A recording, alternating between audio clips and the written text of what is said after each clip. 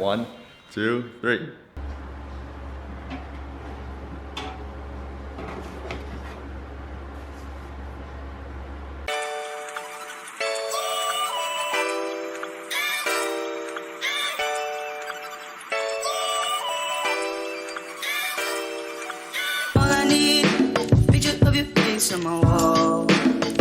Good afternoon. So today is a great day to stay inside.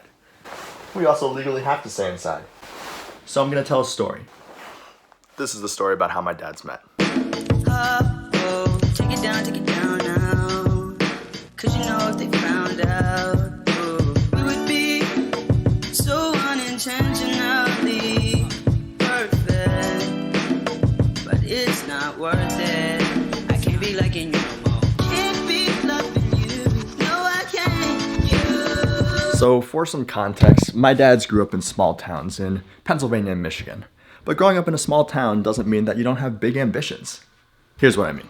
Both of my dads wanted a job and career that they cared about. They also wanted to move to New York. But more than anything, they dreamed about becoming fathers. To start a family.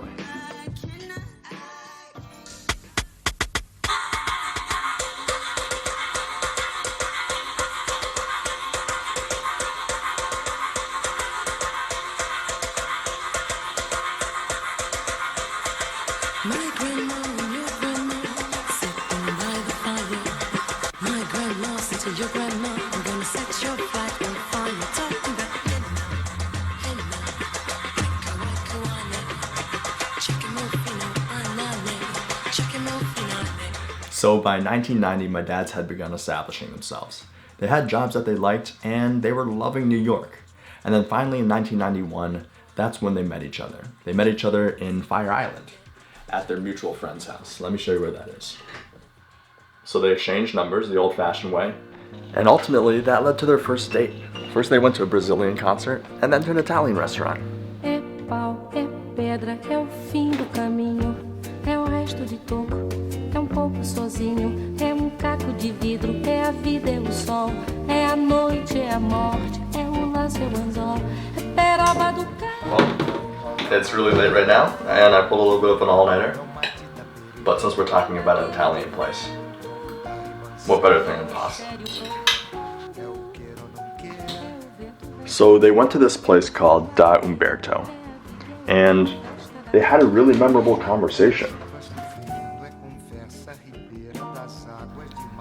So of course I wasn't there, but from talking with them, they said that the conversation was memorable because they talked about wanting to have kids, wanting to become fathers, and wanting to start a family. And in the gay community at that time, there was no guarantee on whether or not you would be able to become parents, would be able to start a family. So that was a special thing for them. So I had the chance to sit down with them recently, so I'll let them describe the night for you. Hello! How are ya? Yeah, the great outdoors. The time when you guys met. I remember a meeting. It was sort of a sorority set up between the two of us, like my sorority, your sorority. You know, I was the older group, and Sam was this group of young. He was talking about all the girls, all our girlfriends. I was led to understand in my very initial meeting with Sam that he'd once gone to a bar in Pittsburgh or something, and all the guys lined up because they were doing two-step or something and wanted to dance with Sam.